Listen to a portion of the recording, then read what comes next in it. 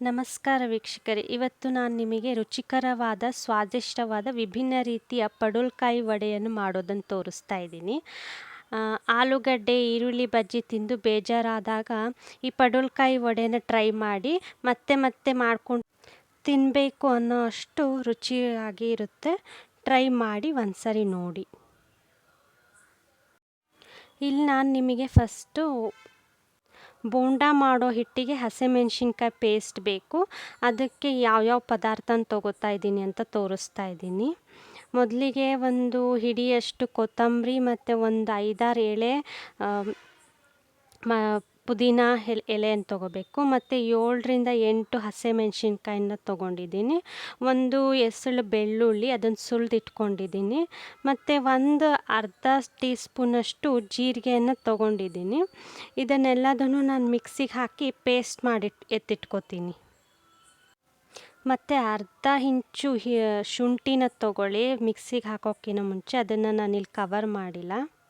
ಈಗ ನಾನಿಲ್ಲಿ 2 ಪಡವಲಕಾಯಿನ ಹೆಚ್ಚಿಟ್ಕೊಂಡಿದ್ದೀನಿ. ಹೋಳಾಗಿ ಗಾಲಿ ರೀತಿಯಲ್ಲಿ ಹೆಚ್ಚಿಟ್ಕೊಂಡಿದ್ದೀನಿ. ಸೈಜಸ್ನ ನಾನಿಲ್ಲಿ ತೋರಿಸ್ತಾ ಇದ್ದೀನಿ. ಅದೇ ಥರ ಸೈಜ್ನ ಹೋಳಲ್ಲಿ ಮಾಡ್ಕೊಂಡು ಹೆಚ್ಚಿಟ್ಕೊಂಡಿರಿ. ತುಂಬ ದಪ್ಪ ತೊಗೊಬೇಡಿ, ಯಾಕಂದರೆ ಅದು ಮತ್ತು ಎಣ್ಣೆಯಲ್ಲಿ ಹಿಟ್ಟಲ್ಲಿ ಎದ್ದು ಕರಗಿದಾಗ ಬೇಯೋದಿಲ್ಲ. ಅದಕ್ಕೋಸ್ಕರ ಇದೇ ಸೈಜಲ್ಲಿ ತೊಗೊಳ್ಳಿ, ಇದೇ ಸೈಜಲ್ಲಿ ಹೆಚ್ಕೊಳ್ಳಿ ಕೂಡ. ಸೈಡಲ್ಲಿ ಬೋಂಡಾ ಹಿಟ್ಟಿಗೆ ಪ್ರಿಪ್ರೇಷನ್ ಮಾಡ್ಕೋತಾ ಇದ್ದೀನಿ. 1 ಬೌಲು ಕಡಲೆ ಹಿಟ್ಟು ತೊಗೊಳ್ಳಿ. ಅದಕ್ಕೆ ಸ್ವಲ್ಪ ಜೀರಿಗೆ ಮತ್ತು ಕಾಳು ಒಂದು ಸ್ವಲ್ಪ ಅರ್ಧ ಚಮಚದಷ್ಟು ಹಾಕ್ಕೊಳ್ಳಿ. ಮತ್ತು 1 ಚಿಟಿಕೆ ಉಪ್ಪು, 1 ಚಿಟಿಕೆ ಅರಿಶಿನ ಸೇರಿಸ್ಕೊಳ್ಳಿ. ಹಾಗೆ ಒಂದು ಪಾತ್ರೆಯಲ್ಲಿ 2-3 ಸ್ಪೂನಷ್ಟು ಎಣ್ಣೆನ ಕಾಯ್ದಿಟ್ಕೊಳ್ಳಿ. ಆ ಕಾಯ್ದಿರೋ ಎಣ್ಣೆನ ಹಿಟ್ಟಿಗೆ ನಾವು ಯಾವ ಹಿಟ್ಟನ್ನ ಕಲಸಿಟ್ಕೊಂಡಿರ್ತೀವಲ್ಲ ಅದಕ್ಕೆ ಹಾಕ್ಕೊಳ್ಳಿ. ಇದನ್ನು ಹಾಕ್ಕೊಳ್ಳೋದ್ರಿಂದ ಹಿಟ್ಟು ಗರಿಯಾಗಿ ಬರುತ್ತೆ. ತುಂಬ ಸಾಫ್ಟಾಗಿ ಬರೋದಿಲ್ಲ ಕರಿದ ಮೇಲೆ ನಮ್ಮ ಬೋಂಡ. ಆಮೇಲೆ ಅದೇ ಬಾಣಲೆಯಲ್ಲಿ ನಿಮಗೆ ಬೇಕಾದಷ್ಟು ಎಣ್ಣೆನ ಹಾಕಿ ಕಾಯ್ದಿಟ್ಕೊಳ್ಳಿ. ಈಗ ಕಾಯ್ದಿರೋ ಎಣ್ಣೆನ ಹಾಕಿರೋ ಬ್ಯಾಟರ್ಗೆ ನಾನೊಂದು ರುಚಿಗೆ ತಕ್ಕಷ್ಟು ಆಲ್ರೆಡಿ ಮಾಡಿಟ್ಕೊಂಡಿರೋಂಥ ಪೇಸ್ಟ್ನ ಹಾಕ್ತಿದ್ದೀನಿ. ಇದು ನಿಮ್ಮ ರುಚಿಗೆ ಅನುಸಾರವಾಗಿ ಹಾಕ್ಕೊಳ್ಳಿ. ಯಾಕಂದರೆ ಒಬ್ಬೊಬ್ಬರು ಖಾರನ ಇಷ್ಟಪಡ್ತಾ ಇರ್ತಾರೆ, ಒಬ್ಬೊಬ್ಬರು ಕಡಿಮೆ ಇಷ್ಟಪಡ್ತಿರ್ತಾರೆ. ನಾನಿಲ್ಲೊಂದು ಸ್ವಲ್ಪ ಜಾಸ್ತಿನೇ ಹಾಕ್ಕೊಂಡಿದ್ದೀನಿ. ಅದಾದಮೇಲೆ ನೀವು ಕೈಯಲ್ಲಾದರೂ ಕಲಿಸ್ಕೋಬೋದು, ಇಲ್ಲಾಂದರೆ ಬೀಟರಿಂದನಾದರೂ ಕಲಿಸ್ಬೋದು. ಇದನ್ನು ಗಂಟು ಇಲ್ಲದೆ ಇರೋ ಥರ ಕಲಿಸ್ಕೊಳ್ಳಿ ಚೆನ್ನಾಗಿ. ನಾನಿಲ್ಲಿ ಕಲಿಸ್ತಾ ಇದ್ದೀನಿ ಸ್ವಲ್ಪ ಸ್ಪೀಡಾಗಿ, ಯಾಕಂದರೆ ಗಂಟನ್ನ ಹಿಡಿಬಾರ್ದು ಅಂತ. ಒಂದೊಂದು ಸರಿ ಗಂಟನ್ನ ಹೊಡೆಯೋ ಥರನೂ ಈ ಥರ ಕೈಯಲ್ಲೇ ಕಲಿಸ್ಕೊಂಡ್ರೆ ಈಸಿ ಆಗೋಗುತ್ತೆ. ಎಲ್ಲ ಕಲಿಸ್ಕೊಂಡು ಇದನ್ನು ಸೈಡಲ್ಲಿ ಇಟ್ಕೋತಾ ಇದ್ದೀನಿ. ಆಮೇಲೆ ನಿಮಗೆ ಬೇಕಾದಷ್ಟು ನೀರನ್ನ ಸೇರಿಸ್ಕೊತ ಹೋಗಿ. ಒಂದೇ ಸತಿ ನೀರನ್ನ ಹಾಕಬೇಡಿ, ಯಾಕಂದರೆ ಮತ್ತೆ ಹಿಟ್ಟು ಹೆಚ್ಚು ಕಮ್ಮಿ ಹೋಗಬೇಕಾಗುತ್ತೆ. ಅದಕ್ಕೋಸ್ಕರ ಸ್ವಲ್ಪ ನೀರನ್ನ ಹಾಕ್ತಾ ಕಲಿಸ್ತಾ ಹೋಗಿ. ನೀರು ಎಷ್ಟು ಹಿಡಿಯುತ್ತೆ ಅಷ್ಟನ್ನೇ ಹಾಕಿ. ನಾವು ಮುಂಚೆನೇ ಎಣ್ಣೆನ ಕಾಯೋಕ್ಕಿಟ್ಟಿದ್ವಿ. ಅದು ಎಣ್ಣೆ ಕಾದಿದೇನೋ ಇಲ್ಲೋ ಅಂತ ಟೆಸ್ಟ್ ಮಾಡಲಿಕ್ಕೆ ಒಂದು ಸ್ವಲ್ಪ ಕಾಳಿನಷ್ಟು ಹಿಟ್ಟನ್ನ ತೊಗೊಂಡು ಅದರಲ್ಲಿ ಬಿಡ್ತಾ ಹೋಗಿ. ಅದು ಏನಾದರೂ ಮೇಲೆ ಬರ್ತಾ ಹೋಗಿ ಗುಳ್ಳೆ ಬಂದರೆ ಅದು ಎಣ್ಣೆ ಕಾದಿದೆ, ರೆಡಿ ಇದೆ ಅಂತ ಆಗ್ತಾ ನಾವೀಗ ಬಜ್ಜಿ ಬಿಡೋಕ್ಕೆ ಸ್ಟಾರ್ಟ್ ಮಾಡ್ತಾ ಹೋಗಬೇಕು. ಎಲ್ಲ ಹೋಳನ್ನು ಸ್ವಲ್ಪ ಹಾಕಿಬಿಟ್ಟು ಒಂದೊಂದೇ ಬಿಡ್ತಾ ಹೋಗಿ. ಸ್ವಲ್ಪ ಗ್ಯಾಪಲ್ಲಿ ಬಿಡಿ. ಎಲ್ಲದನ್ನು ಒಂದೇ ಕಡೆ ಬಿಡಬೇಡಿ, ಆವಾಗ ಅಂಟ್ಕೊಳ್ಳುತ್ತೆ ಮತ್ತು ತೆಗಿಲಿಕ್ಕೂ ಕೂಡ ತೊಂದರೆ ಆಗೋಗುತ್ತೆ. ಅದಕ್ಕೆ ಇಲ್ಲಿ ಒಂದೊಂದೇ ಬಿಡ್ತಾ ಇದ್ದಾರೆ ಅಮ್ಮ, ನೋಡ್ಬೋದು. ಮತ್ತು ಹಾಕಿದ ತಕ್ಷಣವೇ ಚಮಚ ಇಟ್ಬಿಟ್ಟು ಗೂರಾಡಕ್ಕೆ ಹೋಗಬೇಡಿ. ಸ್ವಲ್ಪ ಹೊತ್ತು 1-2 ನಿಮಿಷ ಹಾಗೆ ಬಿಡಿ. ಇದು ಹೋಳನ್ನ ಬಿಟ್ಟ ಮೇಲೆ ಅದಾದಮೇಲೆ ಚಮಚ ಇಟ್ಬಿಟ್ಟು ಮೇಲಿಂದ ಕೆಳಗೆ ಹಾಕ್ಬೋದು.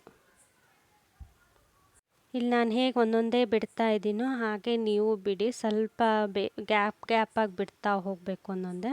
ಮತ್ತು ಇಲ್ಲಿ ನೋಡಿ ಒಂದೊಂದೇ ಹೋಳನ್ನ ಯಾವ ಥರ ಹಿಟ್ಟಲ್ಲಿ ಎದ್ದಬೇಕು ಅಂತಲೂ ತೋರಿಸ್ತಾ ಇದ್ದೀನಿ. ಅದೇ ಥರ ಎತ್ಕೊಳ್ಳಿ. ಇದು ಇನ್ನೊಂದು ಟ್ರಿಪ್ ಮಾಡ್ತಾ ಇದ್ದೀನಿ. ಒಂದೊಂದೇ ತೋರಿಸ್ತಾ ಇದ್ದೀನಿ ನೋಡಿ.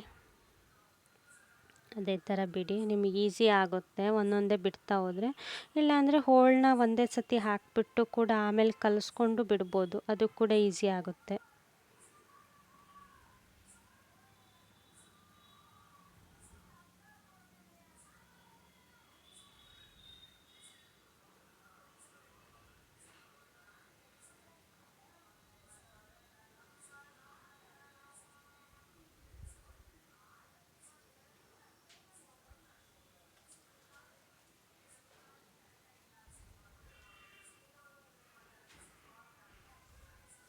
ಇಲ್ಲಿ ನೋಡಿ ಅದನ್ನ ಮೆಲ್ಲಗೆ ಎತ್ಕೊತಾ ಇದ್ದೀನಿ. 2 ನಿಮಿಷ ಬಿಟ್ಟ ಮೇಲೆ ಅದೊಂದು ಸ್ವಲ್ಪ ಕಂದು ಬಣ್ಣ ಬಂದಮೇಲೆ ನಾನು ಚಮಚ ಇಟ್ಬಿಟ್ಟು ಮೇಲಿಂದ ಕೆಳಗೆ ಕೆಳಗಿಂದ ಮೇಲೆ ಹಾಕ್ತಾ ಇದ್ದೀನಿ. ಎರಡೂ ಕಡೆ ಬೇಯಬೇಕಂತ. ಅದೇ ಥರ ಮಾಡ್ಕೊಳ್ಳಿ.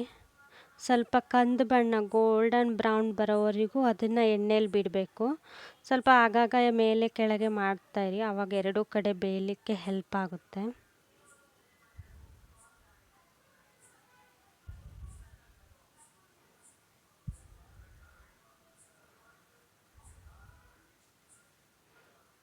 ಈಗ ನೋಡ್ಬೋದು ಒಂದು 3-4 ಆಲ್ರೆಡಿ ಬೋಂಡಾಗಳು ಕಂದು ಬಣ್ಣಕ್ಕೆ ಬಂದಿದೆ. ಅದೇ ಥರ ಎಲ್ಲ ಬಂದಮೇಲೆ ನಾವು ಕೆಳಗಡೆ ತಗೋಬೋದು.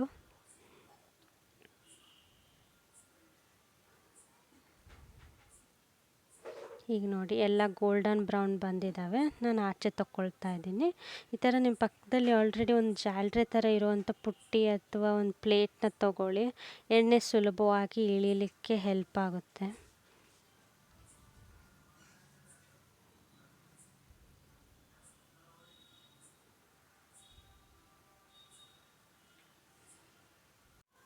ಈಗ ನೋಡ್ಬೋದು ರುಚಿಕರವಾದ ಪಡುವಲಕಾಯಿ ಬೋಂಡ ರೆಡಿ ಆಗಿದೆ. ಇಲ್ಲಿ ನೋಡಿ ಎಷ್ಟು ಚೆನ್ನಾಗಿ ಬೆಂದಿದೆ.